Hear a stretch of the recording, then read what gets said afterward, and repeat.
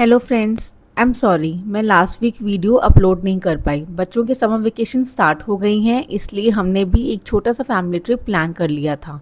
हम by road दर्शन के लिए गए थे हेमकुंड साहिब और बद्रीनाथ टेम्पल, जो 4 धाम में से एक पवित्र धाम है। सफ़र काफ़ी लंबा था, लेकिन बहुत ही यादगार और सुकून भरा था। हमने अपना सफ़र रात 11 बजे शुरू कर दिया था, ताकि ऋषिकेश का ज़्यादा से ज़्यादा ट्रैफिक अर्ली मॉर्निंग में ही क्रॉस हो जाए। और उत्तराखंड के गोविंद घाट पहुंचते पहुंचते रात के 9 बज गए थे। फ्रेंड्स, हेमकुंड साहिब में नेचर ने हमें अपने हर रंग के दर्शन करवाए। बर्फ से ढके हुए पहाड़ों का सुंदर सा व्यू हमने यहाँ पर देखा। इनफैक्ट बच्चे यहाँ पर आके बहुत खुश हो गए थे, क्योंकि उन्होंने यहाँ पर आके लाइव स्नोफॉल का एक्सपीरियंस भी लिया। टफ ट्रैकिंग रूट का एक्सपीरियंस भी हमने यहाँ पर ले लिया। घोड़ों की सवारी करते करते बारिश ने भी हमें अपना रंग दिखा दिया। सच ही कहते हैं, जब वाहेगुरु अपनी रहमत बरसाते हैं तो उसका कोई भी जवाब नहीं होता। एक ही सफ़र में इतने प्रकृति के रंग हमने कभी सोचा भी नहीं था कि हमारा सफ़र इतना यादगार बन जाएगा। ये ट्रिप इतना खूबसूरत और यादगार रहा कि इसके बारे में डिटेल में एक व्लॉग बहुत जल्दी मैं आपके साथ शेयर करूँगी। गोविंद घाट में हमें एक दो लोगों ने बोला था कि हम ऊपर जाके दर्शन करके और नीचे एक ही दिन में आ सकते हैं, लेकिन ट्रस्ट मी, ऐसा नहीं हो सकता। आपको अपना एक हॉल्ट गंगोरिया पे लेना ही पड़ेगा, जो गोविंद घाट से 9 किलोमीटर दूर है। इतना मुश्किल ट्रैक करके जब हम ये नज़ारा देखते हैं तो यकीन मानो सारी थकान दूर हो जाती है।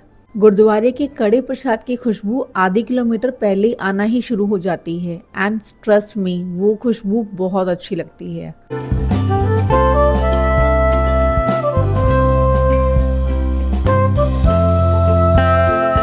गोविंद घाट से बद्रीनाथ टेम्पल 1 घंटे के रास्ते में था, हमने वो भी कवर किया।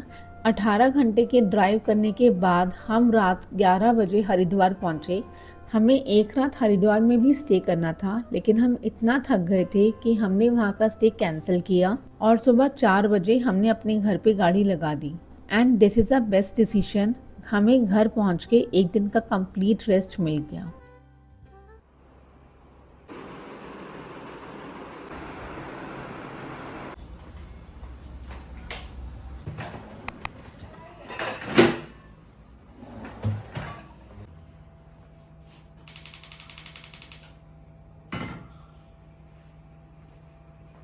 असली थकान तो घर वापस आकर ही महसूस होती है। इतना लंबा सफ़र करने के बाद रूटीन लाइफ में वापस आना थोड़ा टफ ज़रूर लगता है, लेकिन घर के काम तो अपना इंतज़ार नहीं करते। इसलिए मैंने पहले से ही माइंड मेकअप कर लिया था कि आज मैं सिर्फ बेसिक काम ही शुरू करूँगी। इससे ना तो काम का स्ट्रेस होगा और ना ही बॉडी पर एक्स्ट्रा प्रेशर पड़ेगा, और धीरे धीरे दिन भी प्रोडक्टिव मोड में ही आ जाएगा। घर के काम वैसे भी एक नेवर एंडिंग जॉब है, लेकिन सबसे पहले अपनी हेल्थ को प्रायोरिटी देना भी उतना ही ज़रूरी है। आखिर ट्रैवल मैंने भी किया है और मुझे भी बाकी सबकी तरह थोड़ा रेस्ट चाहिए। काम तो हमेशा ही रहता है, लेकिन अपनी एनर्जी और अपना हेल्थ का ध्यान रखना भी उतना ही इम्पॉर्टेंट है। ऑफिस के काम हो या घर के काम कभी ख़त्म नहीं होते। तो सबसे पहले मैंने अपने लिए एक गरम गरम चाय बनाई, क्योंकि मेरे लिए हर दिन की शुरुआत एक प्याली चाय से ही होती है। वैसे मैं एक प्रॉपर टी लवर हूँ, लेकिन सिर्फ अपने घर की चाय। मैंने पूरे ट्रैवल एक कप भी चाय नहीं पी। मुझे अपने घर की चाय में ही शांति और सुकून मिलता है।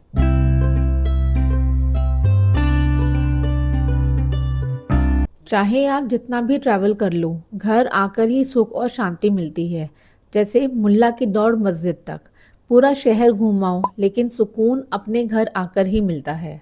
जब भी मैं ऐसे वेकेशंस पे जाती हूँ, मैं हमेशा अपनी लॉन्ड्री बास्केट खाली करके ही जाती हूँ, क्योंकि मुझे एक आइडिया होता है कि घर आने के बाद मुझे ढेर सारी लॉन्ड्री करनी ही पड़ेगी। इसलिए मैंने अपने काम की शुरुआत सबसे पहले लॉन्ड्री से ही की। सबसे पहले मैंने डेली यूज़ समर क्लोथ्स के कपड़ों का लॉट लगाया, क्योंकि यहाँ पर हमें उन्हीं कपड़ों की नीड है। विंटर क्लोथ्स मैंने लास्ट में ही वॉश करे, क्योंकि अब उनका यूज़ नहीं है।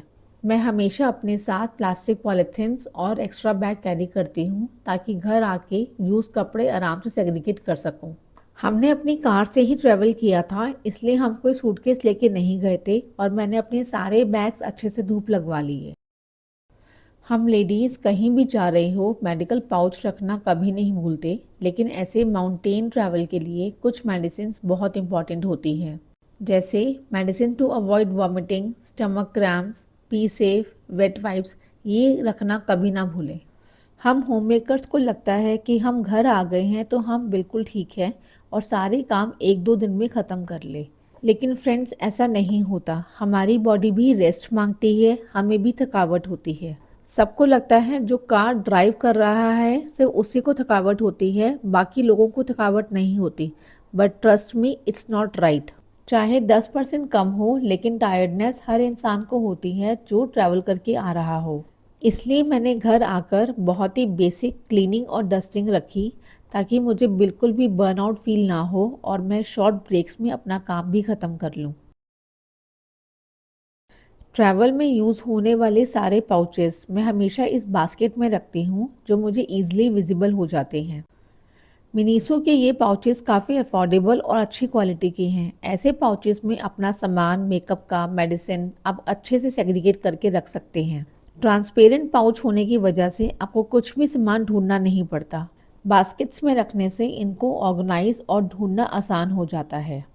कहीं भी ट्रैवल करने जाओ और फ्रिज मैग्नेट्स ना लेकर आओ, ऐसा तो पॉसिबल नहीं है। सो इसी फॉर्म में कुछ और मेमोरीज हमारे साथ ऐड हो गई and it feels so good.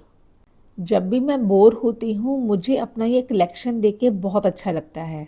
सबसे ज़्यादा अफेक्टेड हमारे प्लांट्स होते हैं हमारे जाने से, इसलिए घर आने के बाद उनकी स्पेशल केयर करना बहुत ज़रूरी है।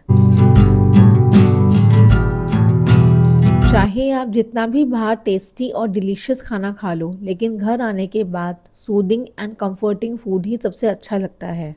इसलिए मैंने सबकी पसंद से डिनर में पुलाव बनाई, जो सबको यहाँ बहुत पसंद है और बच्चों ने भी ये बहुत शौक से खाए। इतना ट्रैवल करने के बाद ये कंफर्टिंग फूड स्टमक को काफ़ी रिलीफ देता है एंड काफ़ी रिलैक्सिंग भी होता है। काम होते रहेंगे, टायर्डनेस जाती रहेगी, लेकिन मेमोरीज इस ट्रैवल से बहुत अच्छी बन गई। सो फ्रेंड्स, कैसा लगा मेरा व्लॉग मुझे कमेंट करके ज़रूर बताना। तब तक टेक केयर, बाय बाय।